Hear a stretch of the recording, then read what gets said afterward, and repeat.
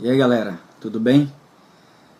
Vamos falar de um assunto importante que estamos vendo essa semana, principalmente para o pessoal de direito constitucional.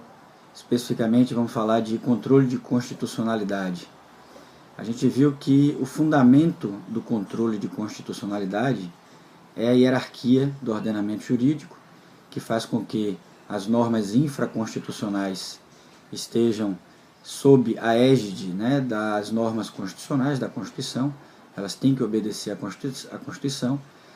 Os seus contornos de validade e legitimidade só existem em face da obediência do que a Constituição estabelece, e exatamente por isso, se elas não obedecerem, elas estão suscetíveis a serem controladas para que o ordenamento jurídico não fique com normas que desrespeitem aquela que está no topo da cadeia hierárquica, que é a Constituição Federal. Tá? É importante também a gente entender que o controle de constitucionalidade é um instrumento, um mecanismo que a Constituição ela própria estabelece para que não aconteçam as inconstitucionalidades, para que as leis infraconstitucionais e qualquer outro ato normativo infraconstitucional não desrespeite a Constituição. É interessante, antes de falar do controle, efetivamente, entender quais são essas inconstitucionalidades. Então a gente vai falar primeiro da doença, para depois falar do remédio, que é o controle. A doença é a inconstitucionalidade. Existem dois tipos de inconstitucionalidades: a inconstitucionalidade por ação e a inconstitucionalidade por omissão. No caso da inconstitucionalidade por ação, é aquela que se dá depois que o ato normativo, que a lei infraconstitucional que diz respeito à Constituição já foi criada, então ela já existe. Então foi criada, passou por um processo legislativo, por um processo de criação, se estiver falando em ato normativo qualquer, e depois de criado se nota que esse ato ou essa legislação é contrária ao que a Constituição estabelece. E, portanto, ela é passível de controle para que isso não aconteça. Essa inconstitucionalidade por ação se subdivide em inconstitucionalidade por ação formal e material. No que tange a formal, acontece todas as vezes que no processo de criação de uma lei há um desrespeito às fases desse processo, à forma pré-estabelecida pela Constituição para a criação, através do processo legislativo, das leis infraconstitucionais.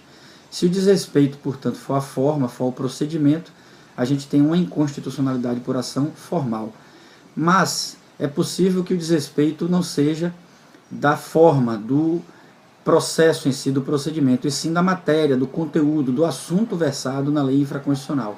Se esse assunto versado na lei infraconstitucional for de encontro ao que a Constituição estabelece, mesmo que tenha sido criada essa lei da maneira correta, utilizando-se todos os procedimentos da maneira adequada, essa lei assim mesmo é inconstitucional porque fere assunto que a Constituição traz. Tá? Não esqueça no detalhe importante que toda inconstitucionalidade formal é também uma inconstitucionalidade material, porque a forma, os procedimentos são trazidos dentro dos artigos da Constituição e, portanto, o conteúdo daqueles artigos é esse. Então, quando há um desrespeito à forma, há também um desrespeito à matéria, por consequência. Também existe a inconstitucionalidade por omissão. Lembre que a Constituição, de vez em quando, pede uma complementação do seu conteúdo, que é a chamada integração sistêmica das normas constitucionais. E quando a Constituição pede essa complementação, o legislador infraconstitucional, ou quem quer que seja, o poder público de uma maneira geral, que tem incumbência de criar essa legislação, teria que fazer essa legislação para complementar o conteúdo constitucional. No entanto, algumas delas ainda não foram regulamentadas, não foram criadas com o intuito de complementar a Constituição. E, portanto, se a Constituição manda que se faça uma lei para complementar o seu sentido, e quem deveria fazer essa lei não a faz, essa pessoa, esse grupo, esse órgão, essa entidade, o que seja, o poder público de uma maneira geral, estará desrespeitando a Constituição porque deixou de fazer aquilo que a Constituição mandava fazer. Essa é a chamada inconstitucionalidade por ação. Vistas aí as duas espécies de inconstitucionalidade, os dois tipos de inconstitucionalidade, é interessante falar uma primeira abordagem sobre controle de constitucionalidade. Lembrem que os tipos de controle ou vamos dizer assim, os órgãos que têm incumbência de fazer o controle de constitucionalidade de uma maneira conservadora, de uma maneira tradicional, são o controle político, o controle jurisdicional e o controle misto. O controle político é aquele feito por um órgão à parte do Poder Legislativo, do Executivo e do Judiciário. Se a gente levar em consideração aí o conceito tradicional, no Brasil não existe esse tipo de controle. O controle jurisdicional é o feito pelo Poder Judiciário, depois que a lei ou que o ato normativo já estão criados aí, o Poder Judiciário faz o controle de constitucionalidade.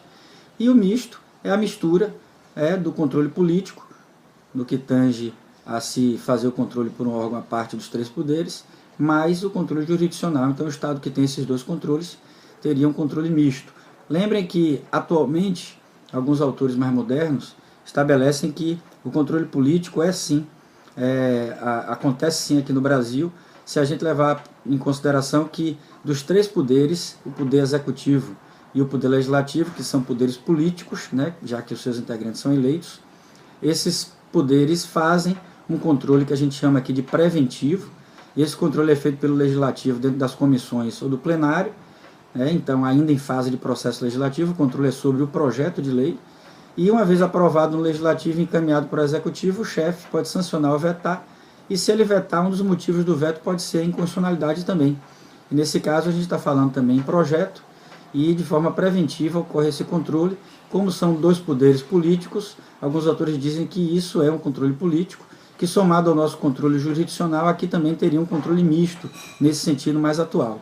Tá certo? Em outra oportunidade a gente fala mais um pouquinho de controle de constitucionalidade e vendo os outros aspectos referentes a esse assunto. Um abraço.